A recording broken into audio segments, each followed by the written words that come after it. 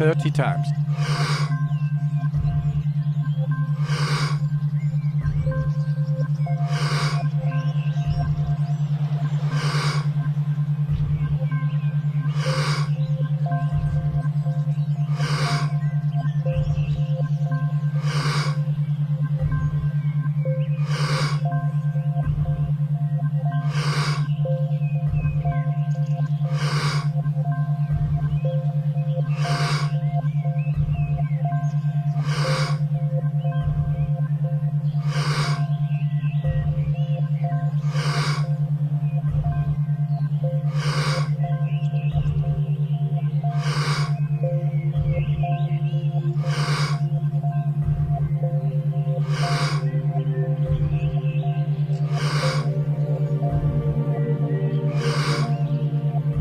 Ten times more.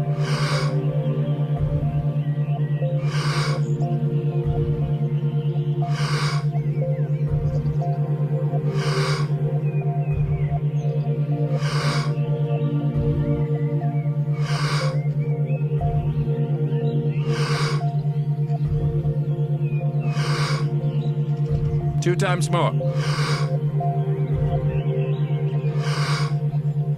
Letting go and stop. Problem is we've got these epidemics of lifestyle-related diseases that conventional medicine doesn't work for, as you say. Mm-hmm. And we're trying to deal with that all in the same way, mostly by giving medications. A pill, right? In your experience, it's been 50 years now you've been working on this? Yeah. Roughly 50 years. What's been the common theme for the root of most pain that people have? Well, is it lifestyle? Is it food? Is it relationships? Is it lack of sleep? I have to say that in my clinical experience, more often than not, I find the root causes of problems to be not in the physical body, but more in the mental, emotional, or spiritual. The holding on to anger, whatever. I mean, it's fear. often unconscious stuff, but it's unless you work in that area, if you just deal with the physical body, it doesn't solve it. It's superficial. Yeah. Superficial. Really. I mean, if you just look at pain, are you familiar with John Sarno's work? He wrote. He's passed about a couple years ago. He was a rehab medicine specialist in New York and a healer. And he has one book called Healing Back Pain, another called Mind Over Back Pain. And he taught that almost all back pain is of psychological origin. That's not to say it's not real, but that the problem is it's spasms of small muscles that cut off blood supply, and it becomes a vicious cycle in which the contraction of muscles further, cuts off blood supply. But the origin of this problem is in the mental compartment, and he used to require that people who came to him go to 2 evening lectures he gave in 1 week. A great many people who did that, their pain disappeared forever.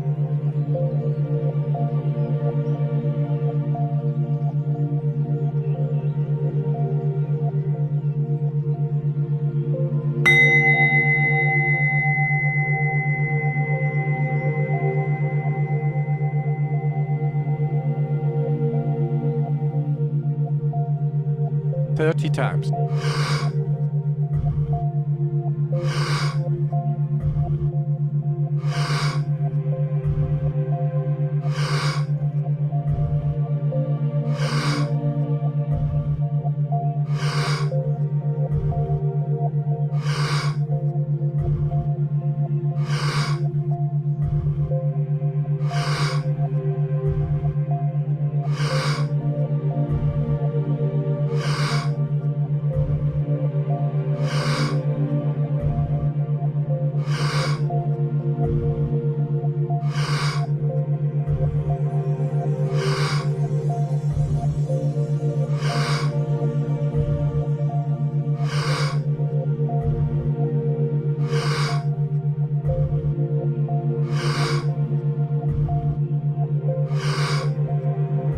Ten times more.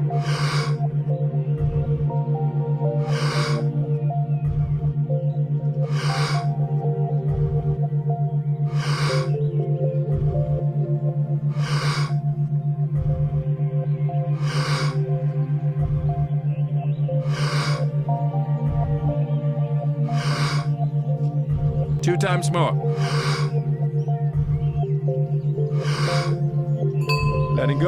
stop. You can look at x-rays and scans of people's backs and they look so horrible you can't believe that this person could move and they have no symptoms.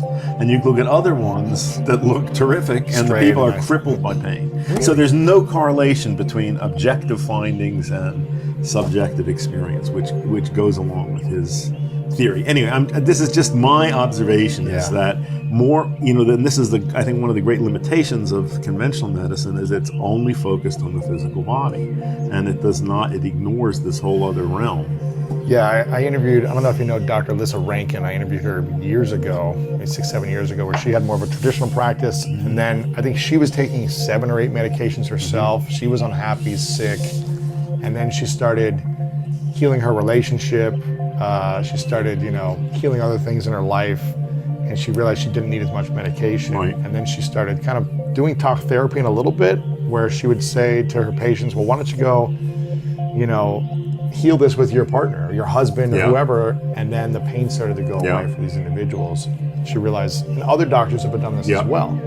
They realized, okay, just prescribing medicine isn't the solution. And it's not just pain. I've written a lot of these cases up in my book. I'll tell you just 2 stories. And this one caught my attention because I saw these 2 women both at the same time. There were 2 women, both in their, I think they were late 30s, early 40s, who had very severe systemic lupus.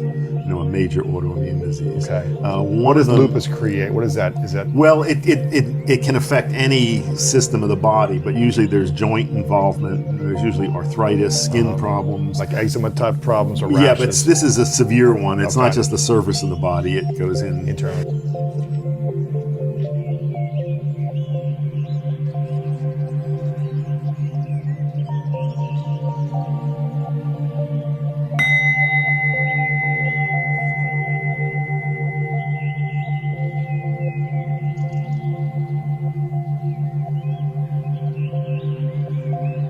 Thirty times.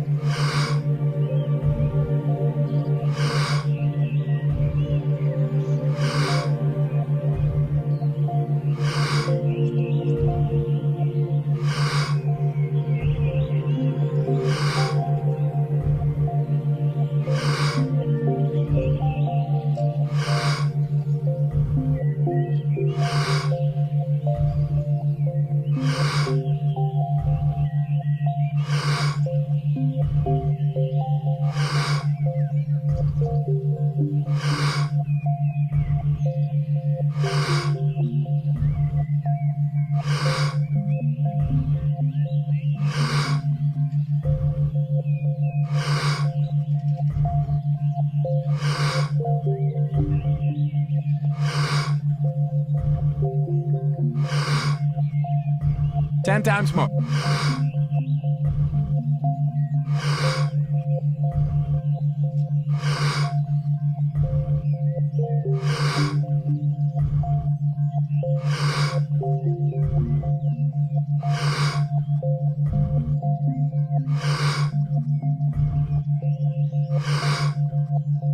Two times more.